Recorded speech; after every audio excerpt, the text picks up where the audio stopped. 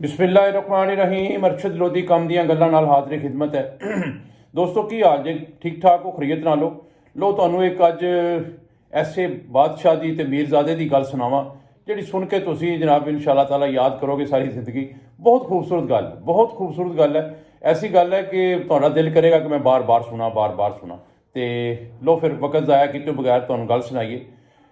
एक बादशाह सलामत सन। पहले मुल्कां दी गल है ਜਦੋਂ ਬਾਦਸ਼ਾਹਤਾਂ ਹੁੰਦੀਆਂ ਸਨ ਤੇ ਉਹਨਾਂ ਨੂੰ ਇਤਲਾਹ ਹੋਈ ਕਿ ਨਾਲ ਦੇ ਜਿਹੜੇ ਮੁਲਕ ਦੇ ਬਾਦਸ਼ਾਹ ਨੇ ਉਹ ਸਾਡੇ ਮੁਲਕ ਤੇ ਹਮਲਾ ਕਰਨਾ ਚਾਹ ਰਹੇ ਨੇ। ਉਹਦੀ ਵਜ੍ਹਾ ਕੀ ਸੀ? ਹਮਲਾ ਕਰਨ ਦੀ ਵਜ੍ਹਾ ਇਹ ਸੀ ਕਿ ਬਾਦਸ਼ਾਹ ਸਲਾਮਤ ਕੋਲ ਫੌਜ ਜਿਹੜੀ ਸੀ ਉਹਨੇ ਬਹੁਤ ਘੱਟ ਰੱਖੀ ਸੀ ਤੇ ਪਤਾ ਲੱਗ ਗਿਆ ਕਿ ਇਹਦੇ ਕੋਲ ਫੌਜ ਬਹੁਤ ਘੱਟ ਹੈ ਤੇ ਉਹਨਾਂ ਨੇ ਉਹਦੇ ਤੇ ਹਮਲਾ ਕਰਨ ਦਾ ਪ੍ਰੋਗਰਾਮ ਜਿਸ ਵੇਲੇ ਬਣਾ ਲਿਆ। ਜਿਹੜੇ ਬਾਦਸ਼ਾਹ ਨੇ ਜਸੂਸ ਰੱਖੇ ਹੁੰਦੇ ਸਨ ਉਹ ਜਸੂਸਾਂ ਨੇ ਆ ਕੇ ਇਨਫੋਰਮੇਸ਼ਨ ਦਿੱਤੀ ਕਿ ਜਨਾਬ ਨਾਲ ਦੇ ਮੁਲਕ ਦਾ ਬਾਦਸ਼ਾਹ ਤੁਹਾਡੇ ਤੇ ਹਮਲਾ ਕਰਨਾ ਚਾਹ ਰਿਹਾ ਹੈ ਤੇ ਤਿਆਰੀ ਕਰ ਲਓ। खैर बादशाह सलामत ने अपनी फौजा को अलर्ट करता कि बई साडे मुल्क ते हमला होने लग्या है तो तुसीं तैयार हो जाओ। जिहड़ा फौज का कमांडर सी, जिहड़ा चीफ ऑफ आर्मी स्टाफ सी उन्हां दा, उन्हें जनाब इतलाह की दस्सिया कि बादशाह सलामत साडे कोल ते फौज बहुत घट है तो असीं उन्हां दे नाल मुकाबला नहीं कर पावांगे, बहुत मुश्किल हो जाएगा।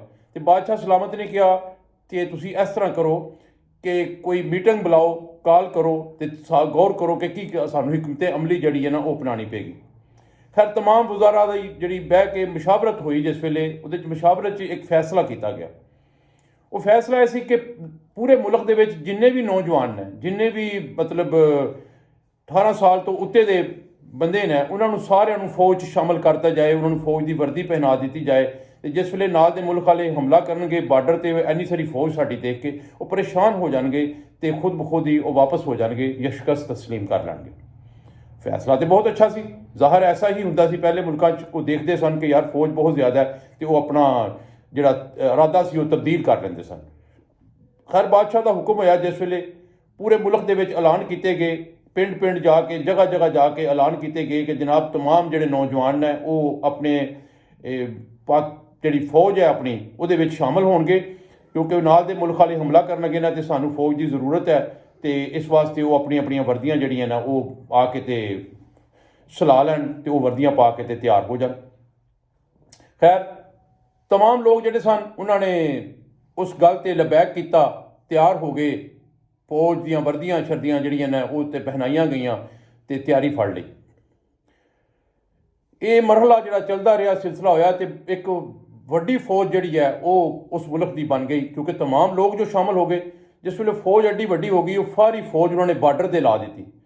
वो बार्डर से जिस वे ला दी, जिस सैड तो उन्हें हमला होना सी उस सैड से जिसले फौज लगी तो वो जोड़े नाल दे मुल्क वाले बादशाह सन उन्होंने जनाब जोड़े जसूस सन उन्होंने जिस वे जसूसा ने आके इतलाह दी उन्होंने कि जनाब उन्होंने तो फौज बहुत वड्डी है, पूरे बार्डर से फौज ही फौज नज़र आ रही है तो बहुत मुश्किल हो जाएगा। खैर उन्होंने भी अपनी तैयारी की, उन्होंने भी बहुत वड्डी फौज का इंतजाम किया कि यार असी मतलब हमला तो करना ही करना है, क्योंकि ऐलान कर चुके सन तो ऐलान करने तो बाद अगर वो हमला नहीं करते तो उन्होंने शिकस्त सी।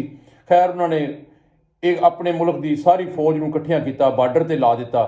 तो बादशाह सलामत ने वजीर को कहा कि वजीर चैक कर लो, फौज भेज के चैक कराओ कि कोई बंदा ऐसा तो नहीं गा जिन्हें मतलब फौज की वर्दी ना पाई हो या फौज शामिल ना होया होए, तो ऐसा ना हो कि कुछ लोग जिहड़े ना छुप के बैठे हो, उन्होंने दिल ना कर रहे होए मतलब फौज के नाल शामिल होने का। खैर वजीर ने पिंड पिंड जाके जिस वेले पता करवाया, फौज को भेजा तो कोई बंदा ऐसा तो नहीं गा जिहड़ा मतलब जिन्हें फौज की वर्दी ना पाई होए या फौज शामिल ना होया होए। खैर जिस वेले सारा कुछ पता लगा तो वो जनाब एक नाल दे पिंड का जिहड़ा मरासी सी उन्होंने जनाब गिरफ्तार करके ते ले आए कि जनाब इस बंदे ने फौज जी ना शमूलीयत अख्तियार नहीं की, वर्दी नहीं पाई तो अपने घर सुकून नाल बैठा है। वजीर ने उन्होंने पूछा कि भाई हाँ भाई तू क्यों नहीं फौज की वर्दी पाई, तू क्यों नहीं फौज शामिल होया, तेनों बादशाह सलामत का हुक्म तेनों नहीं मतलब पता कि बादशाह सलामत ने हुक्म किया है।